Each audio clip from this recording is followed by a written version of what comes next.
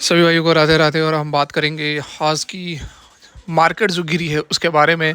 क्यों गिरी है, दो तीन कारण यहाँ पर निकल कर आ रहे हैं। आप सभी को फंसाया गया है, ठीक है।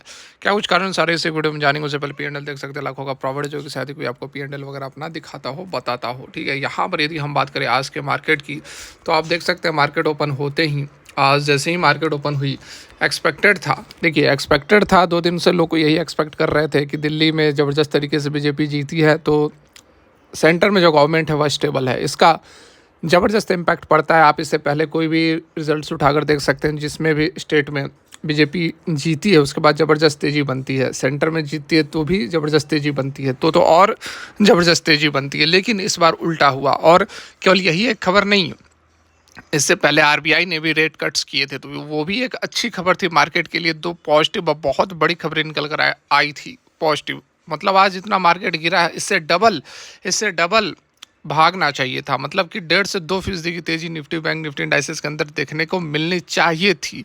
लेकिन हुआ क्या, उल्टा। अब उल्टा क्यों हुआ, आप सभी को यहाँ पर अच्छी तरह से फंसा दिया गया। जिन्होंने भी ऑप्शन कर रहे होंगे उनको तो अच्छा खासा नुकसान हुआ होगा आज के डेट में, ठीक है। चलिए हम देख लेते हैं। देखिए मार्केट ओपन हुआ, उसके बाद गिरा, थोड़ा सा स्टेबल हुआ, फिर गिरा, फिर स्टेबल हुआ। अभी थोड़ी बहुत यहाँ पर रिकवरी हमें नज़र आ रही है। अभी ऑलमोस्ट यहाँ पर मार्केट आधे घंटे के अंदर क्लोज हो जाएगी, तो थोड़ी बहुत यहाँ पर रिकवरी नज़र आ रही है। लेकिन कितनी रिकवरी होगी यह कह पाना मुश्किल है, ठीक है।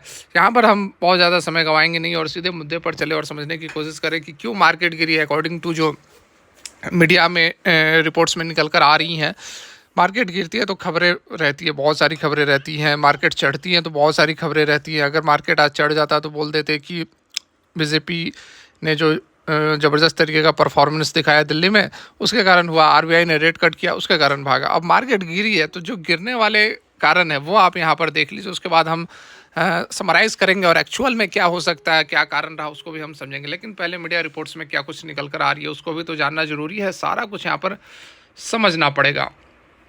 देखिए स्टॉक मार्केट ज़बरदस्त तरीके से गिरा है, डिस्पाइट, मतलब कि इसके बावजूद आरबीआई ने जो है रेट कट्स किए थे, भारतीय जनता पार्टी की जो दिल्ली के अंदर विक्ट्री हुई थी, ये सब होने के बावजूद जो है अच्छी खासी गिरावट हमें जो है देखने को मिल रही है। 1% के आसपास जो है निफ्टी बैंक निफ्टी गिरता हुआ नज़र आ रहा है।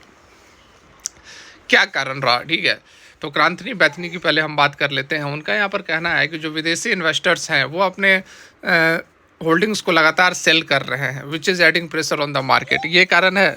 नहीं, ये कारण नहीं हो सकता। सेल कर रहे हैं लेकिन क्यों कर रहे हैं, कारण तो ये समझना है, लेकिन उसकी जिक्र नहीं है। यहाँ पर देखिए, Indian market are witnessing selling pressure, दोनों तरफ से foreign portfolio investor after rate cut, ठीक है। रेट कट के बाद भी यहाँ पर गिरावट हो रही है। बताया जा रहा है कि जो बजट निकल कर आया था 1 फरवरी को, वह एबल नहीं था इंथुसियाज करने के लिए फॉरेन पोर्टफोलियो इन्वेस्टर्स को, वह है लगातार सेल कर रहे हैं।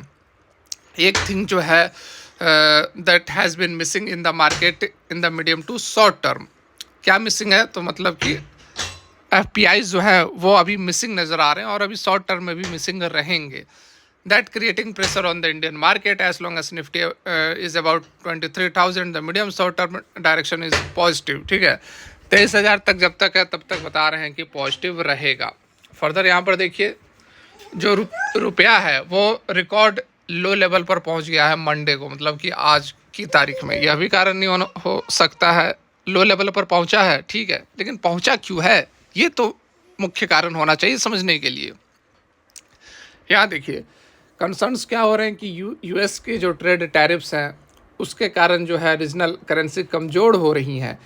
ट्रेडर्स कह रहे हैं कि RBI may stabilise the currency if needed.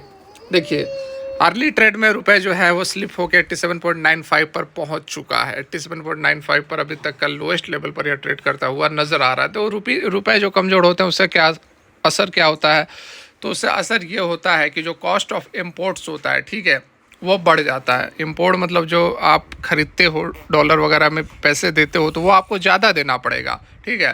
Particularly विशेषकर कर्ड वाइल जो हो गया, जो कि अफेक्ट करता है फॉरेन इन्वेस्टमेंट स्टेबिलिटी को। एनालिस्ट का मानना है कि यदि ट्रेंड कंटिन्यू रहेगा तो आरबीआई जो है वह फर्दर एक्शन ले सकती है करेंसी को स्टेबलाइज करने के लिए। उसके बाद देखिए मेटल स्टॉक जो है वो गिरे हैं। मेटल स्टॉक गिरने का भी कारण वही है, यूएस प्रेसिडेंट डोनाल्ड ट्रम्प ने जो नए टैरिफ लगाए हैं स्टील और एल्युमिनियम के इंपोर्ट्स पर, मतलब कि अमेरिका में यदि आप बेचोगे तो उसके ऊपर आपको टैरिफ देना पड़ेगा और महंगा आपको वहाँ पर बेचना पड़ेगा। ठीक है, महंगा बेचने का मतलब कि ड्यूटी आपको एक्स्ट्रा वहाँ पर देनी पड़ेगी, कस्टम ड्यूटी और जो इम्पोर्ट्स की ड्यूटी होती है किसी कंट्री के अंदर जो हम प्रोडक्ट खरीदते हैं, तो वहाँ के सरकार को आपको टैक्स देना पड़ेगा 25%। ठीक है, किस पर है? तो ऑल स्टील पर और एल्युमिनियम इंपोर्ट्स पर लगाए गए हैं। इसके साथ में एग्जिस्टिंग ड्यूटीज़ हैं। He mentioned that the official announcement would be made on Monday with tariffs coming into effect almost immediately. The news led to a sharp sell-off in the metal stock. Metal stock के अंदर इस कारण से गिरावट आपको देखने को मिल रही है। यहाँ देखिए, दिल्ली में इलेक्शंस हुए, एक्सपेक्टेड था कि स्टेबिलिटी मार्केट में आएगी, नहीं हुआ। ग्लोबल कंसर्न और एफपीआईज की जो एक्टिविटी है वो ओवरशैडो कर दी इस इम्पैक्ट को, कहना है। एनालिस्ट मोतीलाल ओसवाल कह रहे हैं कि बीजेपी की जो विक्ट्री है दिल्ली में वो एक पॉजिटिव साइन होना चाहिए था, as it is concern about the political stability at the centre. BJP ने 48 सीटें हासिल की है 70 सीटों में से।